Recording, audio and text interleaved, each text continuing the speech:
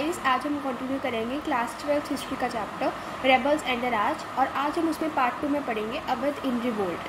तो जो 1857 का रिवोल्ट हुआ था उसमें अवध के बहुत सारे लोगों ने उसमें पार्टिसिपेट किया था एंड अवध जो था मेन सेंटर बन गया था इस रिवोल्ट का। तो अवध के इस रिवोल्ट का बैकग्राउंड क्या था, वहाँ की ब्रिटिश पॉलिसीज़ कैसी थी, वो हम यहाँ पे पढ़ने वाले हैं कि अवध में ब्रिटिश का कंट्रोल कैसा था। सबसे पहले कॉन्क्वेस्ट ऑफ अवध, ब्रिटिश ने अवध को कैसे अपने अपने टेरिटरी के अंदर इंक्लूड किया, वो हम यहाँ पे पढ़ते हैं। पहले तो ब्रिटिश ने सब्सिडरी अलायंस जो है 1801 में यहाँ पे इम्पोज कर दी। अब सब्सिडी अलायंस जो थी ये लॉर्ड वेलेस्ली ने यहाँ पे इंडिया में इंट्रोड्यूस की थी एंड इस अलायंस के जो है मेन पर्पस क्या था कि इस अलायंस से ब्रिटिश का इनडायरेक्ट कंट्रोल हो जाता था किसी भी टेरिटरी के अंदर। यहाँ पे जो भी कुछ किंग करेगा वो ब्रिटिश की परमिशन के बिना कुछ नहीं कर सकता, ठीक है। उसके बाद ब्रिटिश की कुछ आर्मी का हिस्सा उसकी टेरिटरी में अंदर इंक्लूड हो जाएगा, ठीक है।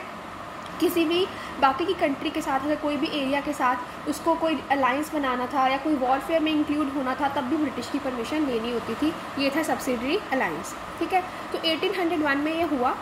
उसके बाद जो अवध में उन्होंने मिलिट्री को डिसबैंड कर दिया, ब्रिटिश ट्रूप्स वहाँ पे डिप्लॉय हो गए and act according to the resident. Resident क्या होता था, एक जो ब्रिटिश का एक एम्प्लॉय होता था जो कि उसकी टेरिटरी के अंदर रहता था एंड उसकी जो पॉलिसीज़ थी वो ब्रिटिश जो है उसको बताते थे एंड वही उसकी टेरिटरी के अंदर होती थी, ठीक है। इसलिए उनको रेजिडेंट के अकॉर्डिंग एक्ट करना होता था। जो नवाब था वहाँ का अवध का, वो बहुत डिपेंडेंट हो गया था ऑन ब्रिटिशर्स के ऊपर बहुत डिपेंडेंट हो गया था। ब्रिटिश वहाँ के लॉ एंड ऑर्डर मेंटेन करते थे, इसीलिए वो उसके ऊपर डिपेंडेंट हो गया था and British maintain the law and order, ठीक है। और क्या रीजंस थे कि वहाँ की जो सॉइल थी अवध की वो बहुत अच्छी थी for growing of Indigo and cotton, तो इसीलिए ब्रिटिश का इंटरेस्ट जो था वो अवध के ऊपर बहुत बढ़ गया। एंड इसका लास्ट रीज़न है कि ऑलरेडी उन्होंने बहुत सारे एरियाज़ जो ऑक्यूपाई कर लिए थे, जैसे कि दोआब, पंजाब, बंगाल, ठीक है। ये सब उन्होंने मेन एरियाज़ इंडिया के ऑक्यूपाई कर लिए थे एंड अवध भी जो था एक मेन एरिया की तरह वो ऑक्यूपाई करना चाहते थे। इसलिए अवध को वो जो है ऑक्यूपाई करके एक कंप्लीट एनेक्सेशन करना चाहते थे कि पूरा का पूरा इंडिया का मेन हिस्सा उनके अंडर आ जाएगा। ये सब थे reasons for conquest of Awadh. उसके बाद आते हैं हम नवाब वाजिद अली पे, जो कि वहाँ के जो है रूलर थे। तो इनको डी थ्रोन कर दिया गया एंड इनको एग्जाइल में जाना पड़ा कलकत्ता में। इनको डी थ्रोन कर दिया गया। जो ब्रिटिश थे वो नहीं चाहते थे कि ये वहाँ पे रूल करें, लेकिन ये बहुत पॉपुलर थे वहाँ पे। He was loved by the people and जब वो लखनऊ में व्हेन ही लेफ्ट लखनऊ, उन्होंने लखनऊ को छोड़ा तो उनके लोगों ने बहुत अकम्पनी किया उनको कानपुर तक, नैनी फॉलोड। और उसके बाद उनके लेमेंट में गाने भी गाए गए, मतलब उनके दुख में कि हमारा राजा जो है वो यहाँ से जा रहा है, उसके बहुत ज़्यादा गाने भी गाए गए, वेलिंग हुई, लोग रोने लगे, क्योंकि ऐसा कोई भी घर नहीं था, ऐसी कोई भी स्ट्रीट नहीं थी जहाँ पे वेल नहीं हुआ, जहाँ पे लोग नहीं रोए।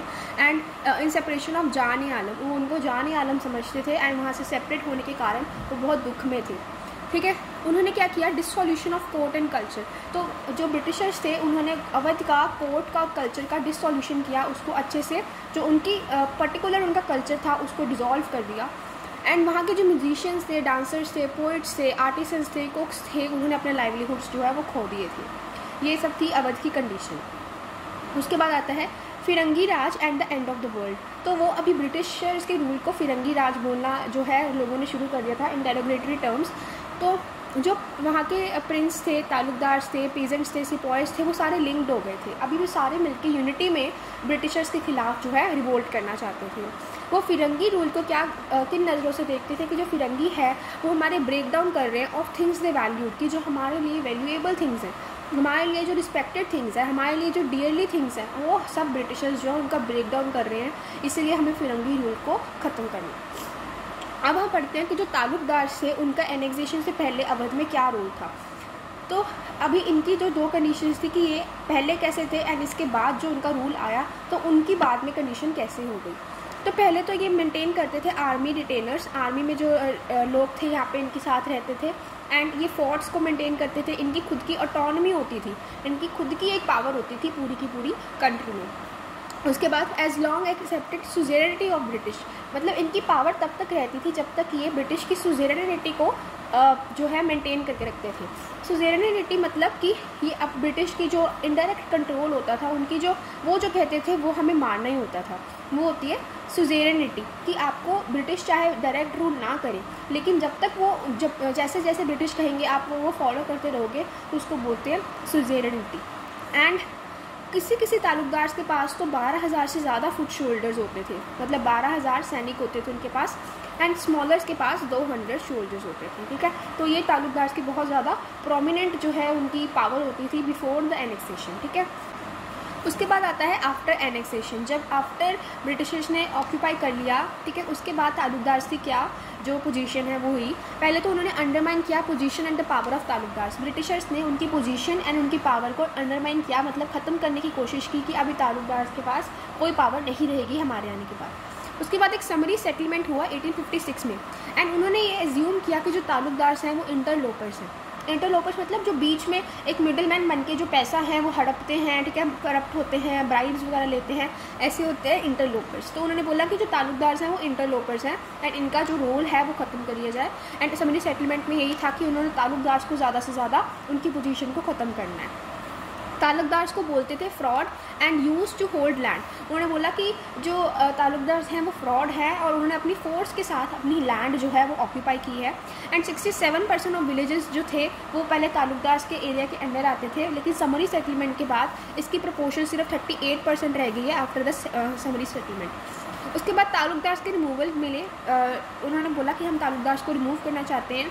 एंड इससे जो रिवेन्यू की डिमांड है, जो ब्रिटिशर अभी डिमांड कर रहे थे अपने रिवेन्यू लैंड से, उसकी डिमांड इंक्रीज़ होगी फ्रॉम 30 to 70%। उन्होंने बोला कि अभी हमारी जो रिवेन्यू है वो 30% से बढ़ के 70% हमें डिमांड रिवेन्यू जो है वो मिलना चाहिए, ठीक है।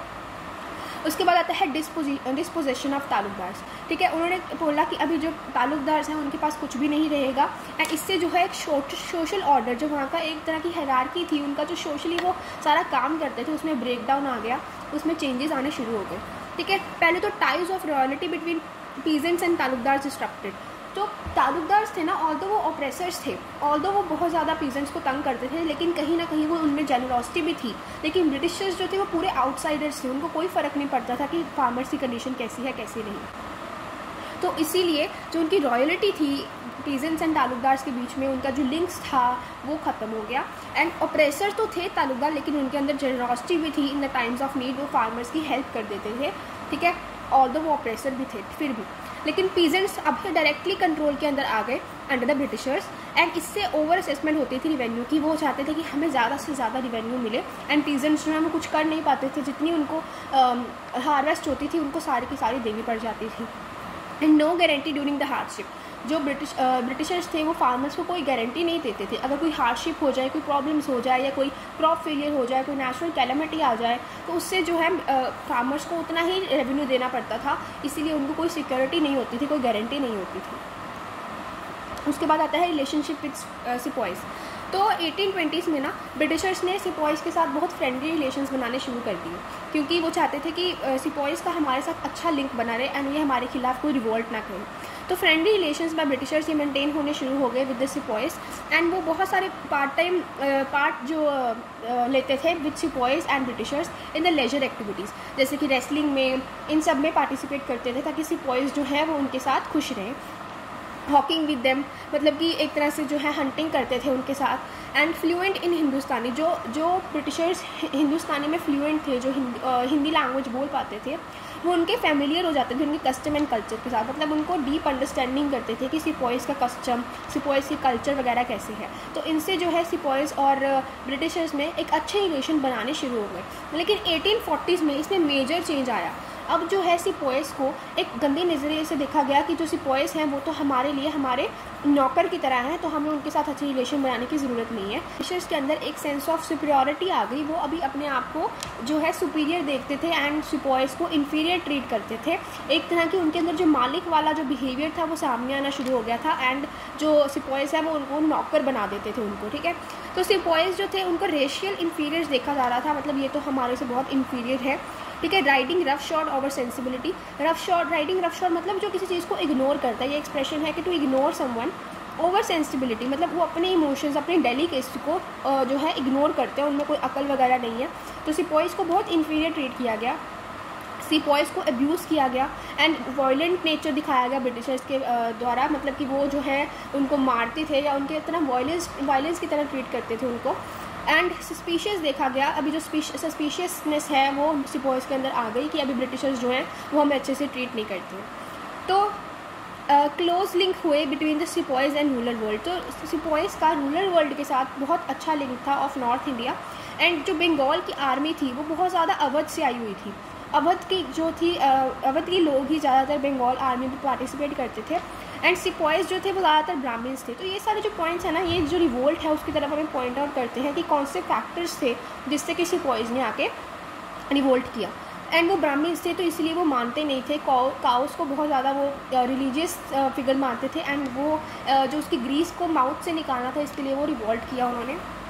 एंड अवध को क्या बोला जाता था, नर्सरी ऑफ बंगाल आर्मी, कि बंगाल आर्मी सारा जो है अवध से आई हुई है। And sepoys were joined by brethren in the villages. जो सिपॉइज़ को जब ज़रूरत होती थी तो उनके जो ब्रेदन होते थे, ब्रेदन मतलब जो ब्रदर्स होते थे, वो विलेजेस से आके उनकी हेल्प करते थे। तो इसी से कलेक्टिव एक्ट हुआ ऑफ रेबिलियन। ये सब ने मिलकर जो है रेबिलियन में पार्टिसिपेट किया, कलेक्टिवली उन्होंने ब्रिटिशर्स के खिलाफ अपना रिवॉल्ट जो है वो किया। ठीक है, इसी से हमारा ये पार्ट पूरा होता है। If you find this video helpful, please like and subscribe. Thank you.